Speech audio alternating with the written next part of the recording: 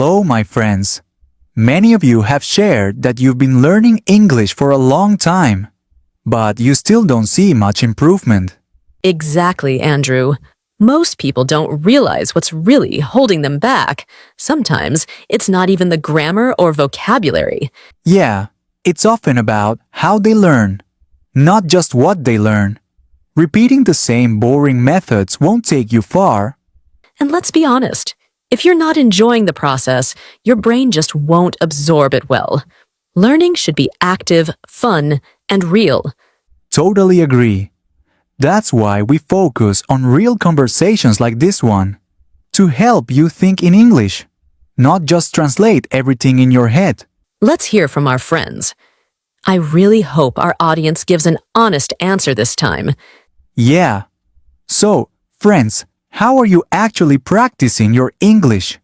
And deep down, what do you think is the real reason you're not improving? Exactly. Just pause the video for a moment and think. You've been trying to improve, but what's stopping you? What's that invisible wall? Because if you can't even figure out what's holding you back, how are you ever going to fix it? You're right, Andrew. It's like being lost but not knowing where you started. Without understanding the problem, how can anyone find the solution? Okay, think about this. If your phone isn't charging, would you keep buying new chargers without checking why it's not working? Of course not, right? Exactly. First, you'd check the socket, the cable, and maybe even the phone itself. You'd try to find the real issue before spending more time or money.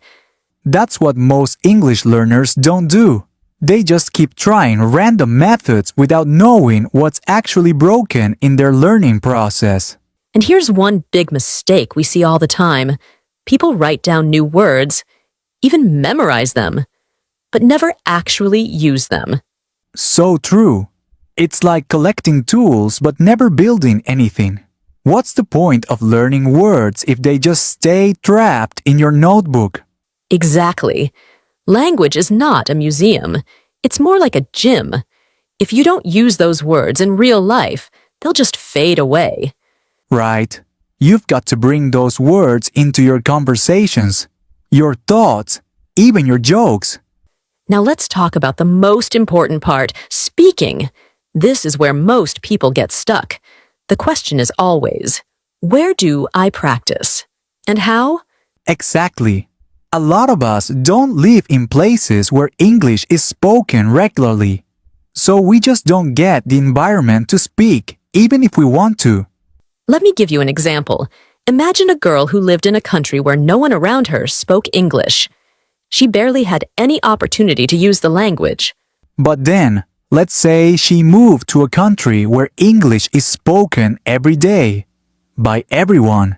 Do you think her English would stay the same after 2 years? Of course not. Her English would improve naturally, even without sitting down to study, just by hearing it, speaking it, and living in it every day. Exactly. That's the power of real-life practice. When you're surrounded by the language, improvement becomes automatic. But here's the good news. Even if you don't live in an English-speaking country, there are still smart ways to create your own environment. So friends, did you notice a word we kept using in our conversation? Environment. Now, why do you think I'm pointing that out? Because it's key. Even if you don't live in an English-speaking country, you can still create your own English environment. Exactly. You don't need a plane ticket to surround yourself with English. Your phone, your room, your daily habits, they can all become part of your English world. Change your phone language to English. Listen to podcasts while walking. Talk to yourself. And describe what you're doing in English. There are so many small ways. It's all about turning English into a part of your daily life. Not just a subject you study, but something you live. Imagine you're in your room right now. Look around. What's in front of you? A desk? A chair? A book? Now start describing everything in English. The objects, the colors, how they make you feel. Or even think about what you're doing at this moment. Are you cooking, cleaning, reading? Whatever it is, say it out loud in English. You'll be surprised how much you start practicing without even realizing it. Exactly. This way, you're not just memorizing vocabulary, you're connecting the language with real actions in your life. And the best part? You're creating your own environment where English is just part of the day-to-day. You don't need to wait for the perfect moment. Start right now. And many people argue whether grammar is even important for fluent speaking. What's your opinion on that, Andrew? My answer is simple and clear. Yes, grammar is important, but you don't need to become a grammar expert. Just get the basics right. Right. Without basic grammar, it's like trying to build a house without a foundation.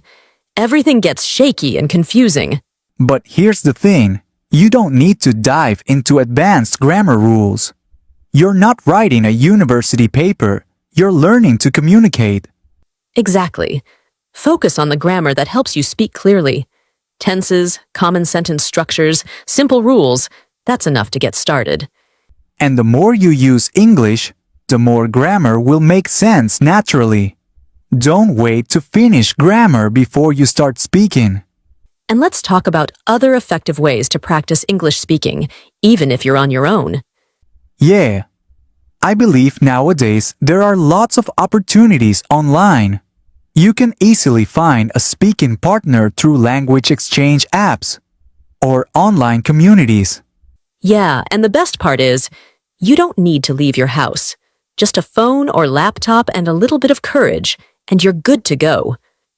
And if you're too shy to talk to someone right away, you can start by practicing with AI apps, or even talking to yourself in the mirror.